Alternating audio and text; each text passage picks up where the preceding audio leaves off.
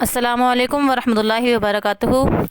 6 class ہمارا حفظ و ترجمہ کا کام ہو چکا ہے اور اللہ تعالیٰ کے فضل و کرم سے ہمارا پہلا سبق ایمانیات و عبادات سے اللہ تعالیٰ پر ایمان، توحید، معنی اور اس کے مفہوم ہم پڑھ چکے ہیں۔ آج ہم اپنے دوسرے سبق کا آغاز کریں گے۔ باب دوم سے ہی سبق کا نام ہے اذان، فضیلت و اہمیت۔ آج ہم اس کی ریڈنگ کریں گے اور ہم اس کے بارے میں سمجھیں گے کہ اذان کیا چیز ہے۔ دن اور رات کے 24 گھنٹوں میں پوری دنیا کے کسی نہ کسی کونے سے جو آواز آتی ہے اسے اذان کہتے ہیں۔ اللہ اکبر کی جو ہمیں صدا سنائی دیتی ہے اسے اذان کہتے ہیں۔ اذان کے لفظی معنی ہیں اطلاع دینا، اعلان کرنا یا بلانا۔ مسلمانوں کو 5 مرتبہ مسجد میں جمع کرنے کے لیے جن الفاظ کی ادائیگی کی جاتی ہے وہ اذان کہلاتی ہے۔ یہ دنیا میں ہر وقت کہیں نہ کہیں کسی نہ کسی وقت میں سنی جاتی ہے۔ اذان میں اللہ اکبر یہ اللہ تعالیٰ کی بڑائی، لا الہ الا اللہ اللہ تعالیٰ کی وحدانیت یعنی اللہ تعالیٰ کے علاوہ کوئی معبود نہیں، اللہ تعالیٰ کے ایک ہونے کا اقرار ہے۔ اس میں اشہد ان محمد رسول اللہ، نبی کریم صلی اللہ علیہ وسلم کے رسول ہونے کی شہادت ہے، اور حی علی الصلاۃ، دنیا سے منہ موڑ کر نماز کی طرف آنا ہے، اور حی علی الفلاح، کامیابی کا راستہ یعنی جنت کے راستے کی طرف بلاوا ہے۔ یہ اسلام ہی کی انفرادیت ہے کہ اس نے نماز کی ادائیگی کے لیے اذان کے ذریعے بلانے اور اکٹھا کرنے کا ایک ایسا خوبصورت انداز اور جامع طریقہ مقرر کیا ہے۔ اس میں انسان اپنی گھریلو مصروفیات یا اپنی گھر کی جو بھی مصروفیات ہیں ہماری وہ ہم چھوڑ کر جو ہم دنیا میں غافل ہو جاتے ہیں، اللہ تعالیٰ کو بھلا بیٹھتے ہیں، تو جب اذان سنتے ہیں تو ہمارے حواس جاگ جاتے ہیں اور ہم لوگ اس میں ہمیں یہ احساس دلایا جاتا ہے کہ اب اللہ تعالیٰ کی طرف لوٹ آؤ، دنیاوی کاموں کو چھوڑو، اور ہم جو ہے فوراً سے اپنے دنیاوی کاموں کو چھوڑ کر اللہ تعالیٰ کے لیے اللہ تعالیٰ کے آگے حاضری دینے کے لیے ہم لوگ کھڑے ہو جاتے ہیں اور ہم دنیا کے کام کو چھوڑ دیتے ہیں۔ اذان کی ابتدا کس طرح ہوئی؟ شروع میں ابتدا میں لوگ کفار سے ڈرتے تھے، ان کے بہت زیادہ ظلم و ستم کی وجہ سے وہ اپنے دین پر کھلم کھلا عمل نہیں کر سکتے تھے۔ ہجرت مدینہ کے بعد مسلمانوں کو اللہ تعالیٰ کی طرف سے مسجد میں جانے اور باجماعت نماز پڑھنے کا حکم ہوا۔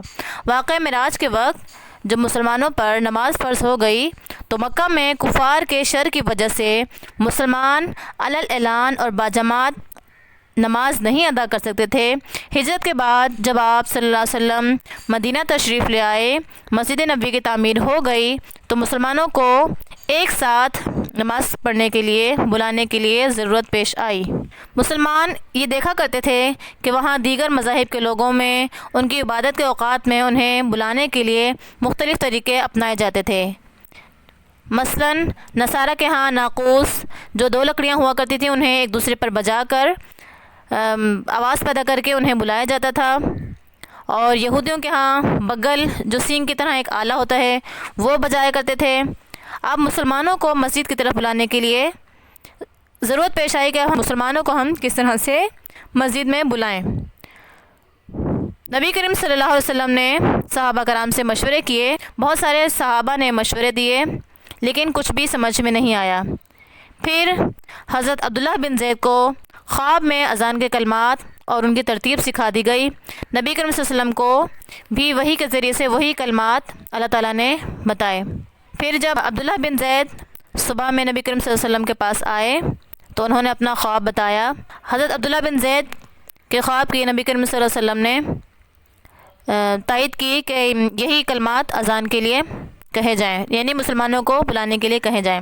اسلام کے سب سے پہلے مؤذن حضرت بلال رضی اللہ تعالیٰ عنہ تھے، ان کو نبی کریم صلی اللہ علیہ وسلم نے اذان دینے کے لیے سب سے پہلے مقرر فرمایا، کیونکہ ان کی آواز بہت زیادہ خوبصورت تھی، بہت زیادہ بلند تھی، اور ہمارے ہاں اس وقت مائک کا انتظام ہوتا ہے اور اس وقت میں مائک کا انتظام نہیں ہوتا تھا۔ نبی کریم صلی اللہ علیہ وسلم نے حضرت بلال کے علاوہ ابو محذورہ کو بھی اذان سکھائی تھی، لیکن جب وہ اذان سیکھ چکے تو نبی کریم صلی اللہ علیہ وسلم نے فرمایا لیکن جب آپ فجر کی اذان کہو تو حی علی الفلاح کے بعد الصلاۃ خیر من النوم اضافی الفاظ ہیں، اسے آپ پڑھا کرو۔ باقی اذانوں میں صرف 4 وقت کی اذان میں یہ کلمات نہیں کہے جاتے، صرف فجر کی اذان میں یہ کلمات کہے جاتے ہیں۔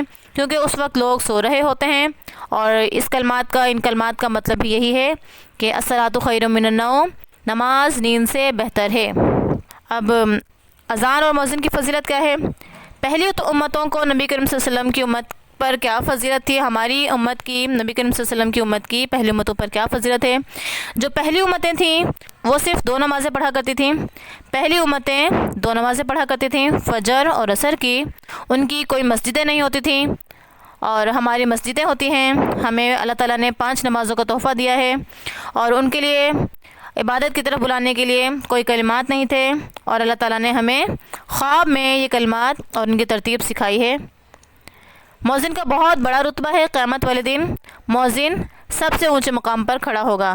حضرت علی فرماتے تھے کہ کاش میں حضرت حسن اور حسین کے لیے مسجد نبوی کی اذان مانگ لیتا۔ حضرت عمر فرماتے تھے کہ اگر میں امیر المومنین خلیفہ وقت نہ ہوتا تو مسجد نبوی کا مؤذن بننا پسند کرتا۔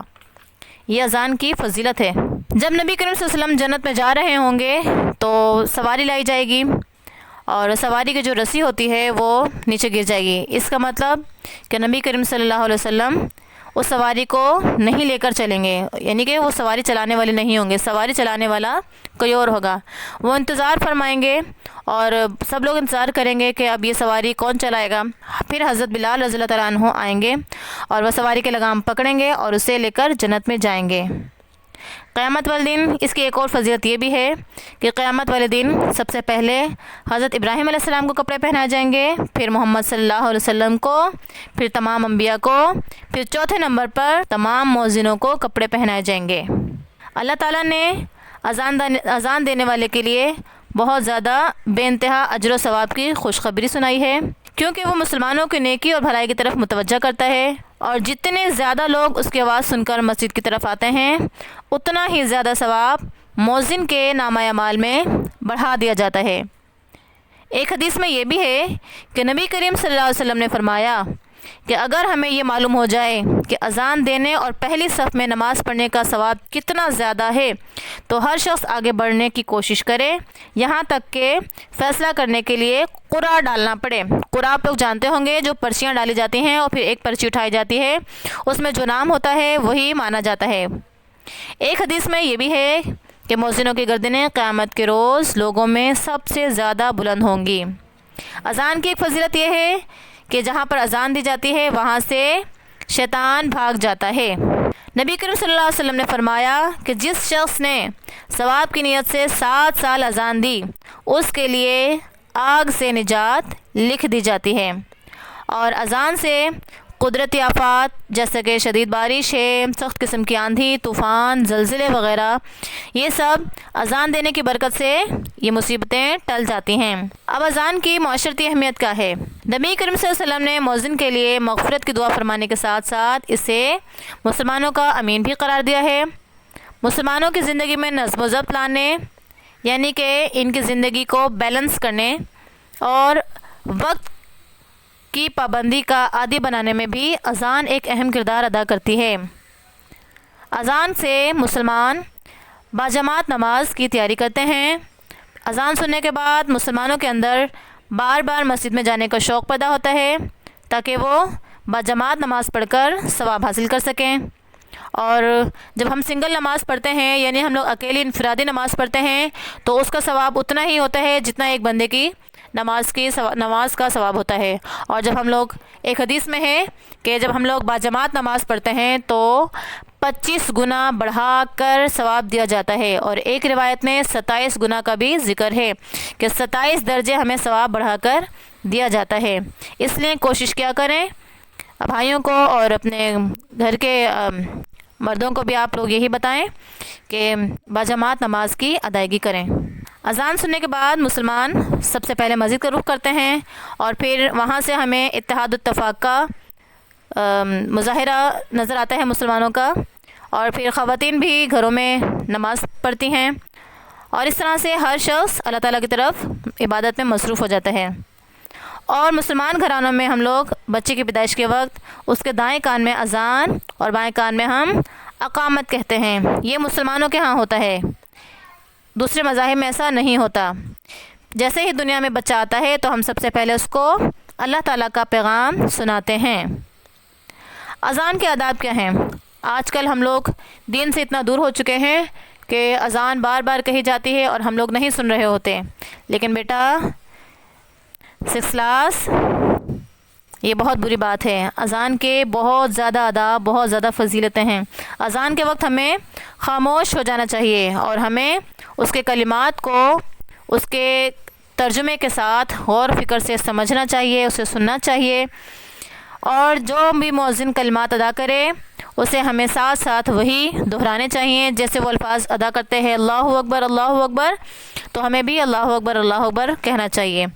پوری کلمات اسی طرح سے دہرا جائیں گے، مگر حی علی الفلاح حی علی الصلاح کی جگہ ہم لوگ سننے والے لا حول ولا قوت الا باللہ کہیں گے۔ اور پھر اذان سننے کے بعد ہم لوگ اذان کے بعد کی نبی کریم صلی اللہ علیہ وسلم نے دعا سنائی ہے، سمجھائی ہے، سکھائی ہے ہمیں، وہ ہم دعا پڑھیں گے۔ اذان کے بعد کی کون سی دعا ہے؟ اللہم رب هذه الدعوۃ التامہ والصلاۃ القائمہ آت محمدا الوسیلۃ والفضیلہ وابعثہ مقاما محمودا الذی وعدتہ۔ اور اس کے بعد ہم لوگ جو بھی دعائیں کریں گے وہ ہماری دعا قبول ہوتی ہے، ٹھیک ہے؟ تو اذان کے بعد بھی ہمیں دعا کرنی چاہیے، اذان کو خاموشی سے سننا چاہیے اور اذان کی کلمات کو دہرانا چاہیے۔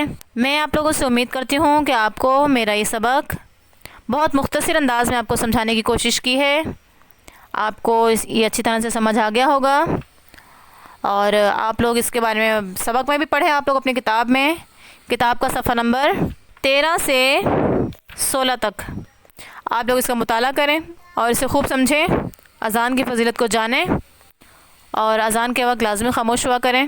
اللہ تعالیٰ میں آپ لوگوں کے لیے، اپنے لیے، تمام امت کے لیے یہی دعا کرتی ہوں کہ اللہ تعالیٰ ہم سب مسلمانوں کو دین پر چلنے کی توفیق عطا فرما۔ آمین ثم آمین۔ جزاک اللہ خیر و احسن الجزا۔